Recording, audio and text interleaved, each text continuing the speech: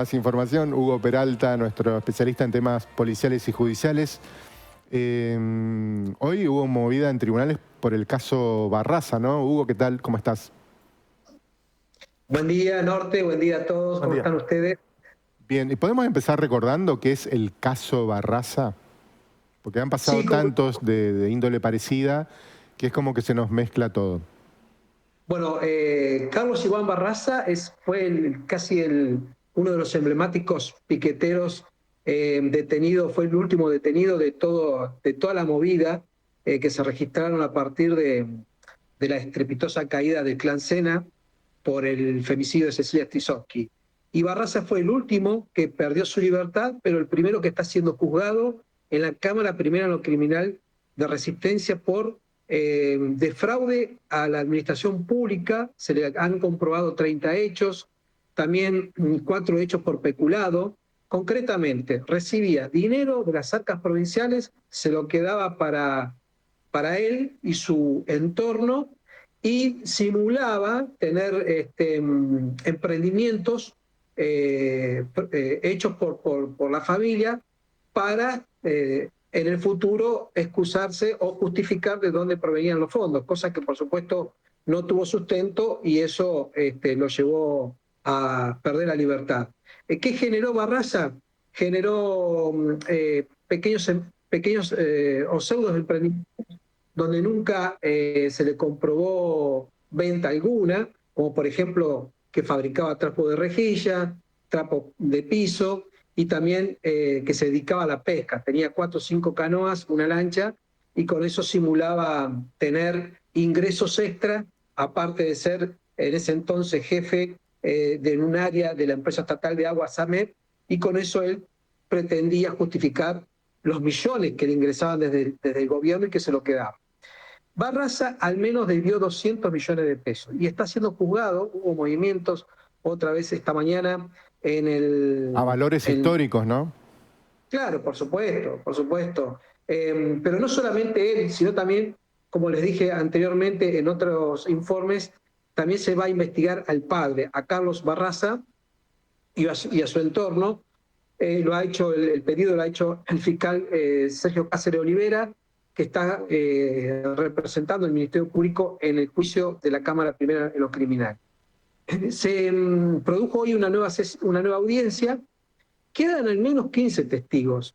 Hay que ver si a esta altura del juicio el tribunal considera oportuno que esos testigos, todos con identidad reservada, presten declaración. Posiblemente la lista se va a acotar.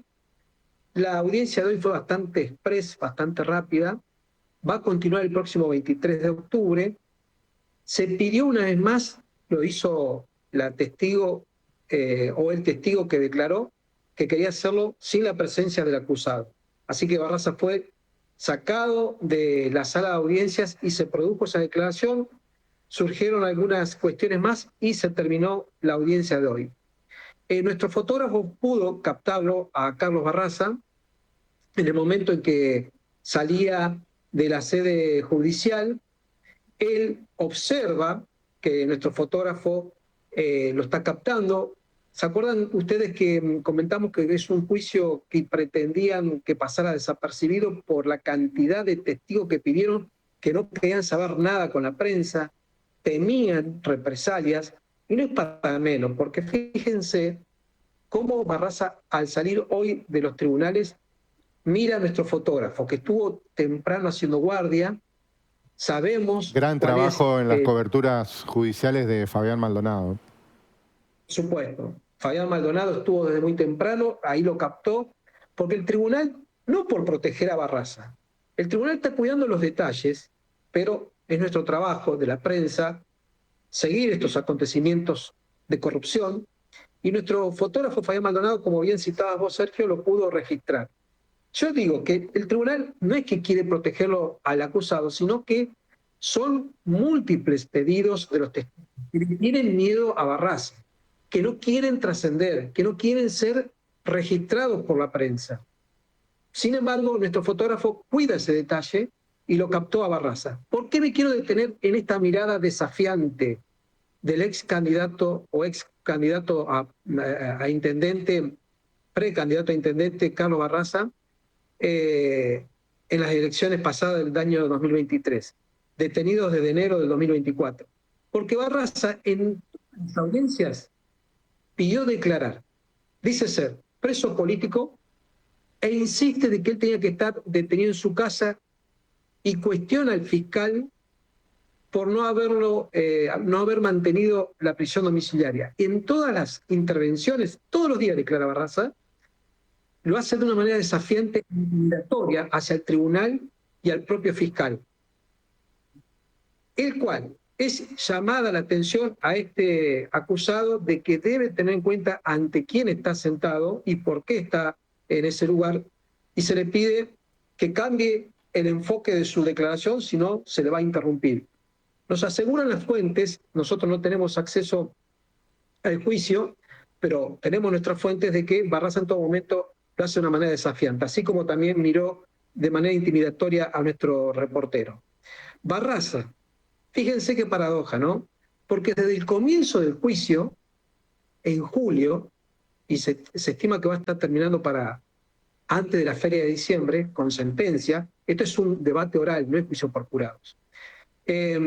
Barraza se comprueba en ese debate, en el comienzo, de que Barraza había recibido dinero de manera discrecional por el entonces Yafet y también había cometido delitos con las donaciones que había hecho lotería.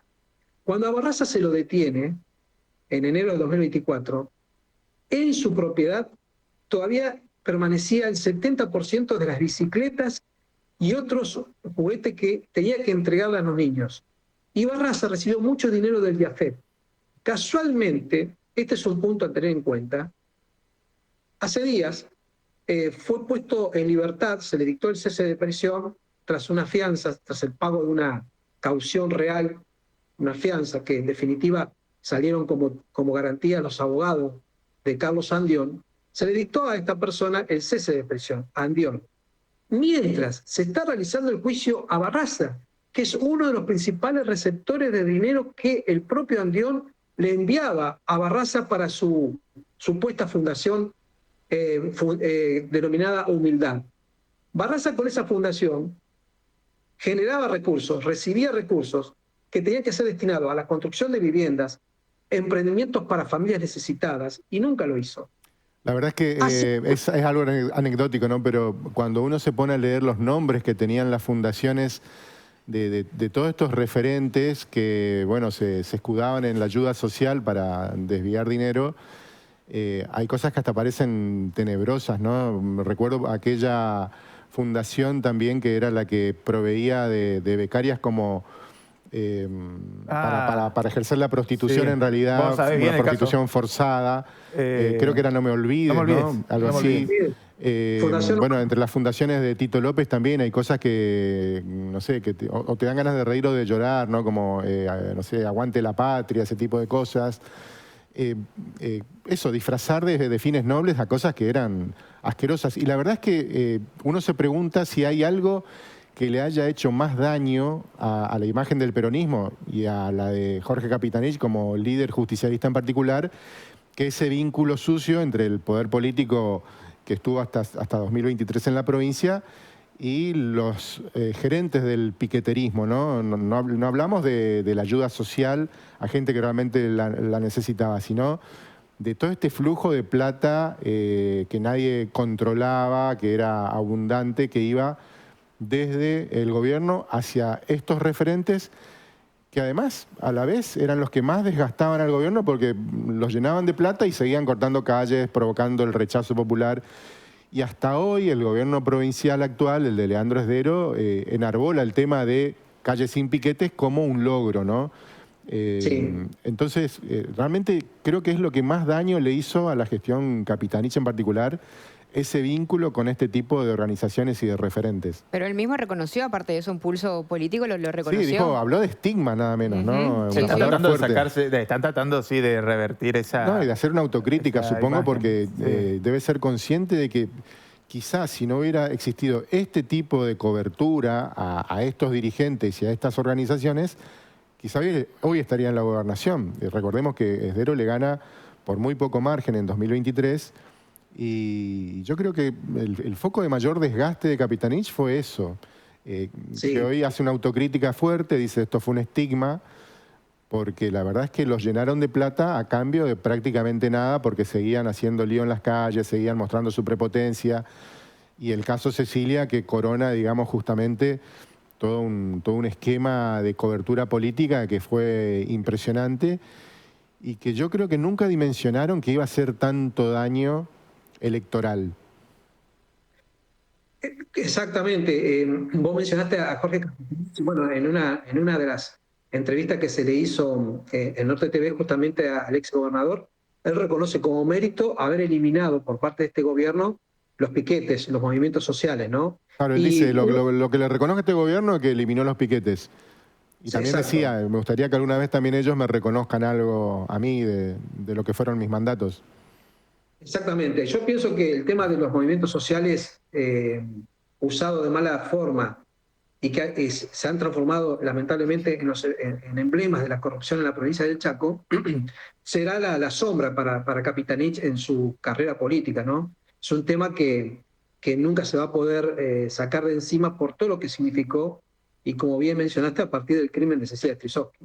Bueno, Hugo, Eh, perdón, ayer no sé si vos lo viste en redes sociales, desde el Ministerio de Seguridad han largado un video, un spot sobre los 6 lugares recuperados de la corrupción que van a ser destinados para los chaqueños. Bueno, en el video cuenta cuáles son los lugares, las fundaciones a quienes pertenecían, que si mal no me acuerdo ahora los nombres, pero creo que también una estaba la de Barraza, que incluso van a hacer una nueva comisaría, va a ser para los bomberos de la zona sur.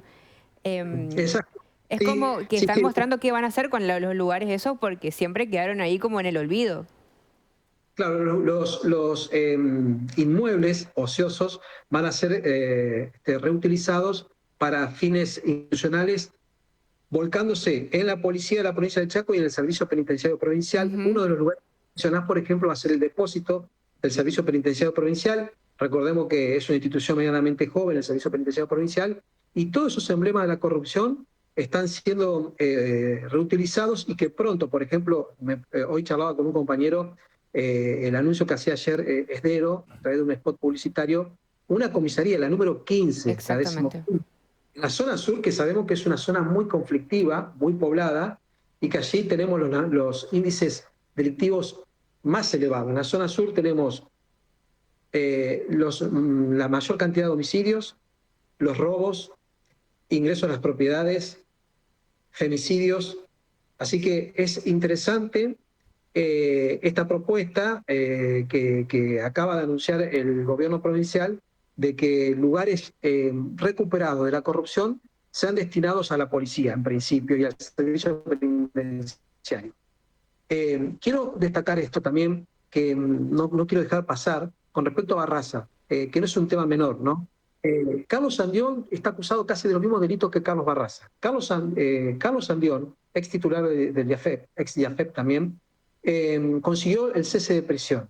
Barraza, sin embargo, se le denegó el cese de prisión, se le había otorgado el beneficio de la prisión domiciliaria, se le logró revertir porque las querellas apelaron y terminó nuevamente desde su casa en el complejo penitenciario donde está haciéndole de vecino a César Sena y a Emerenciano Sena, en el complejo penitenciario. La pregunta es cuáles son los criterios que se tienen en cuenta en nuestra justicia de determinados beneficios para un delincuente o un sospechoso de haber cometido un delito y con otro no. Quiero esto insistir porque en el juicio que se le está realizando a Barraza, que todavía quedan unas cuantas audiencias, se comprobó y se le dio intervención al equipo fiscal especial de cómo Barraza recibía dinero del IAFEP. Y obviamente que estaba a cargo de Carlos Sandión y de su secretaria, de su persona de extrema confianza, la arquitecta Laura Moreno, quien también está con la libertad a su favor desde meses antes que el propio Andión. Entonces, es un tema que uno debe analizar profundamente. Y Es justamente la misma jueza del caso Cecilia, ¿eh? claro, justamente iba a decir que esa decisión recayó en la jueza Dori Fernández, ¿no? Que a las poquitas horas de las críticas que se hicieron conocer, la Asociación de Magistrados salió a respaldarla. Digamos, existieron ataques, digamos, injuriosos bastante fuertes hacia la magistrada que no pasaban por el lado de su resolución judicial, porque uno puede debatir y puede endilgarle en términos jurídicos lo que ha sido la decisión de Dolly Fernández, pero no salirle o chicañarla por otras cuestiones. Uno en ese terreno no debe entrar, pero me parece que son casos testigos para tenerlo en cuenta de aquí a lo que va a venir, ¿no? ¿Por qué Andión consigue ese beneficio cuando está acusado de los mismos delitos? Si bien la investigación se terminó, y Barraza está privado de la libertad. Y Barraza, en este juicio, que está a cargo del tribunal de la Cámara Primera en lo criminal, ha sido mencionado como el receptor número 1 de dineros discrecionales por parte del ex IAFET, por parte de Carlos Andión. Así que es un tema para plantearse y analizar profundamente de cómo la justicia mira los casos de distintas maneras, ¿cierto? Hugo, te cambio de caso. Hoy vi que lanzaron la convocatoria para acreditación de medios de cobertura del juicio de Cecilia. O sea, ya no hay vuelta atrás, se hace el 28. Sí, bien tu pregunta. En estos momentos se está cumpliendo la audiencia número 35. Quiero mencionarles que hoy salió un adelanto en Norte que el confidente de Merenciano y de César Sena realmente los ha incriminado fuertemente y los ha metido en un brete, porque cuando el 13 y el 20 de junio Gustavo Obregón declaró del año 2023 en plena investigación, contó detalladamente todo. Bueno, esa prueba la defensa pretendió voltearla, que se declarara nula, por supuestos tormentos, que Obregón declaró bajo presión, torturas. Bueno, la jueza Dolly Fernández ayer desestimó ese pedido de nulidad. Hoy por hoy es prueba indiscutible del juicio que va a comenzar el 28 de octubre. Vamos a ver qué dicen las juezas de revisión, que van a tener que intervenir mañana y el viernes son las últimas audiencias. Si no pasa nada extraordinario, punto final. Viene después otras cuestiones y el 28 sí o sí, como habíamos anticipado, comienza el juicio contra el clan Sena. Y Obregón los ha metido en una situación muy difícil a los defensores de los principales sospechosos. Y quiero también comentarles lo siguiente. Marcela Acuña, quien ya al comienzo de las audiencias con su defensora había brindado la teoría del caso, ayer hizo una ampliación, la defensora, donde menciona, porque ahora están teniendo, para explicar a nuestros seguidores, están teniendo mucha actividad los defensores con las teorías del caso y las pruebas. Bueno, digamos que hizo un replanteo la defensa de Marcela Acuña, quien está acusada de ser partícipe necesario del crimen de su nuera, y sostiene que Merenciano Sena siempre desconoció la situación, que no tiene nada que ver, que la única responsable es ella, pero que solamente le correspondería el papel de encubridor. Eso remarcó la defensa de Marcela Acuña. Bueno, y recordemos que aquí cuando estuvo Jorge Gómez, que fue parte del equipo fiscal, él hace una interpretación muy diferente, ¿no? Dice que esto fue una emboscada, fue un plan para asesinar y hacer desaparecer a Cecilia. Gracias, Hugo. Gracias por un informe tan completo como siempre sobre estos dos casos. Gracias a ustedes. Hasta la próxima, chicos. Gracias, Hugo Peralta, periodista especializado en temas judiciales y policiales, hablando del caso Barraza. Esta foto de Fabián Maldonado que lo muestra hoy saliendo de tribunales y, como decía Fabricio, que lo confirma Hugo, hasta ahora fecha definida para el juicio por jurado en el caso Cecilia será el 28 de octubre, 2 días después de las elecciones, nada menos. Así es. Bien.